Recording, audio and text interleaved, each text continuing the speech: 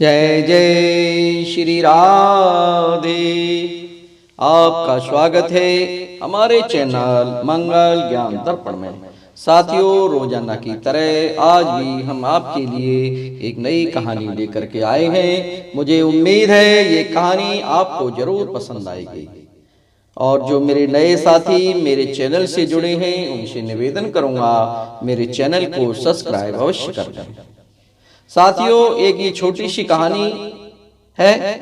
इस ज्ञानवर्धक कहानी को आप पूरा श्रवण करें।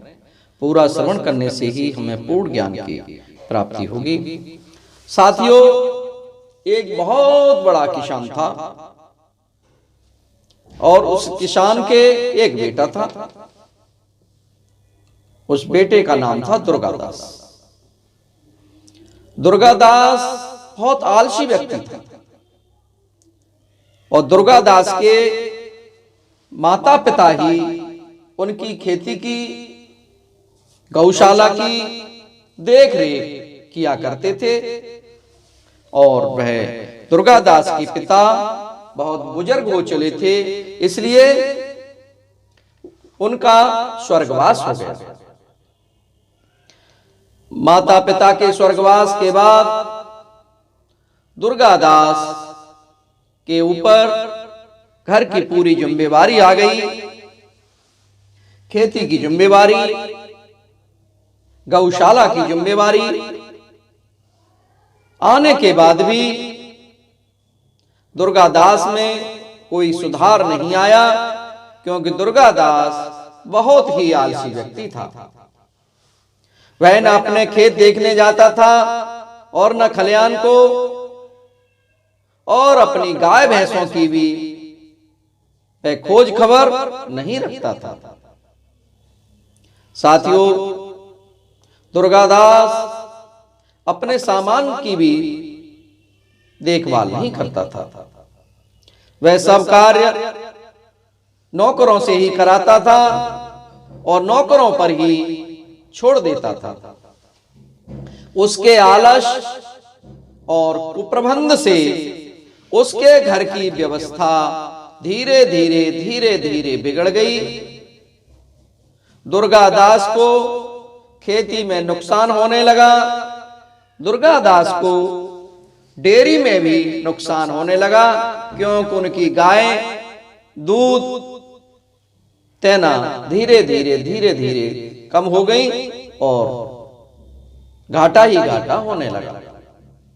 एक दिन दुर्गादास का मित्र हरिश्चंद्र उसके घर आया और हरिश्चंद्र ने दुर्गादास के घर का हाल देखा तो उसने यह समझ लिया कि दुर्गादास की स्थिति इस समय बहुत खराब है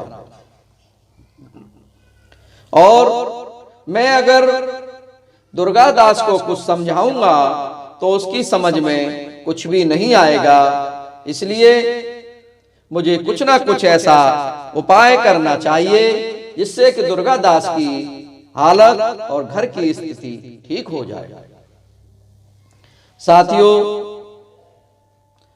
दुर्गादास इतना आलसी था कि अपना स्वभाव बदल ही नहीं सकता था। इसलिए दुर्गादास के मित्र ने दुर्गादास की भलाई करने के लिए दुर्गादास से कहा कि मित्र, तुम्हारी विपत्ति देखकर मुझे बड़ा दुख हो रहा है। तुम्हारी दरिद्रता को दूर करने का एक सरल उपाय मेरे पास है। दुर्गादास बोला, कृपया करके वह क्या उपाय है वो आप मुझे बतलाइए। दुर्गादास के मित्र ने कहा, मैं ये उपाय आपको अवश्य बताऊंगा। दुर्गादास कहने लगा, मैं इस उपाय को जरूर करूंगा, आप मुझे इसका उपाय बता दीजिए। दुर्गादास के मित्र हरिश्चंद्र ने कहा कि दुर्गादास सुनो, सब पक्षियों के जागने से पहले ही मानसरोवर पर रहने वाला एक सफेद हंस पृथ्वी पर आता है। वह दोपहर दिन चढ़े लौट जाता है। यह तो पता नहीं कि वह कब आएगा, किंतु जो उसका दर्शन कर लेता है उसको कभी किसी बात की कमी नहीं होती। दुर्गादास, कुछ भी हो, मैं उस हंस का दर्शन अवश्य करूंगा। साथियों, दुर्गादास इस काम के लिए तैयार हो गया हरिश्चंद्र के समझाने से, और दुर्गादास का मित्र हरिश्चंद्र अपने घर के लिए चला गया। दुर्गादास दूसरे दिन बहुत जल्दी सवेरे ही उठा और घर से बाहर निकला और उस हंस की खोज में खलिहानों में चला गया। और वहां दुर्गादास उस हंस को देखने के लिए जा रहा है। वहां उसने खलिहानों में क्या देखा कि एक आदमी उसके ढेर से गेहूं भर करके और वह अपने ढेर में डालने के लिए उठा रहा है। दुर्गादास को देखकर वह आदमी लज्जित हो गया और क्षमा मांगने लगा। दुर्गादास से कहने लगा, भाई मेरी गलती हो गई, मुझे क्षमा कर दो, मुझे ये चोरी नहीं करनी चाहिए थी, अब आप मुझे क्षमा कर दो। साथियों, दुर्गादास ने उस व्यक्ति को क्षमा कर दिया और दुर्गादास उस खलिहान से वह घर लौट आया। और घर लौटने के बाद वह अपनी गौशाला में चला गया। और गौशाला में दुर्गादास ने देखा कि उन गौओं का रखवाला गाय का दूध निकाल करके और अपनी स्त्री के लोटे में डाल रहा है। और जैसे ही दुर्गादास ने ये सब देखा तो दुर्गादास ने उस नौकर को डांटा और उसकी डांट सुन करके ही वो व्यक्ति बोला, मुझसे गलती हो गई, मुझे क्षमा कर दो, आगे से ऐसा नहीं करूंगा। और दुर्गादास फिर अपने घर चला गया और घर पर जलपान करके हंस की खोज में वह फिर निकला और वह फिर खेत पर चला गया। उसने देखा कि खेत पर अब तक मजदूर ही नहीं आए हैं और वह दोपहर हो चुका था। दुर्गादास वहां वो अपने खेतों पर वहीं रुक गया और जब मजदूर आए तो उन्हें देर से आने का कारण पूछा और उन्हें डांटा और उनसे कहा, इस तरह काम नहीं चलेगा, आपको अगर काम करना है तो करो ठीक से, नहीं करना है तो आप अपने घर चले जाओ। लेकिन उन मजदूरों ने दुर्गादास से क्षमा मांगी और कहा, भाई साहब गलती हो गई, आगे से हम आपका काम समय से ही करेंगे।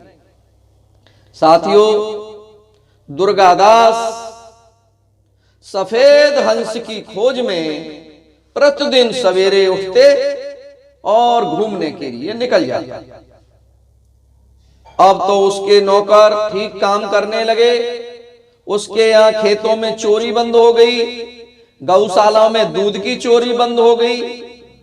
और दुर्गादास पहले रोगी रहता था, अब उसका स्वास्थ्य भी ठीक हो गया और जिस खेत में उसे 10 मन अनाज मिलता था, अब उसे 25 मन अनाज मिलने लगा।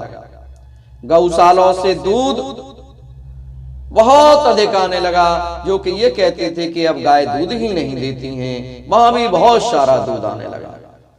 एक दिन फिर दुर्गादास का मित्र हरिश्चंद्र उसके घर आया। दुर्गादास ने कहा, मित्र, सफेद हंस तो मुझे अब तक नहीं दिखा, किंतु उसको ढूंढते ढूंढते उसकी खोज में लगने से मुझे बहुत लाभ हुआ है।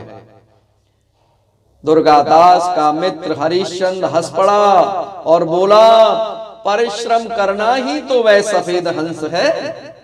परिश्रम के पंख सदा सफेद होते हैं। जो परिश्रम न करके अपना काम नौकरों पर छोड़ देता है वही नुकसान उठाता है। और जो व्यक्ति स्वयं परिश्रम करता है तथा जो स्वयं नौकरों की देखभाल करता है वह संपत्ति और सम्मान बहुत अधिक पाता है।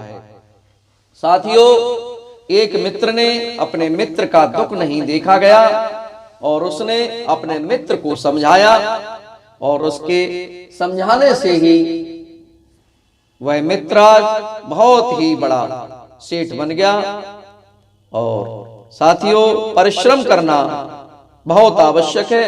हर व्यक्ति को परिश्रम करना चाहिए और परिश्रम का फल ही मीठा होता है। साथियों, ये कथा आपको पसंद आई हो तो मेरे चैनल को सब्सक्राइब और वीडियो को लाइक अवश्य करें। हम फिर इसी तरह एक नई कहानी के साथ फिर मिलेंगे। तब तक आप सब लोगों को बहुत बहुत धन्यवाद।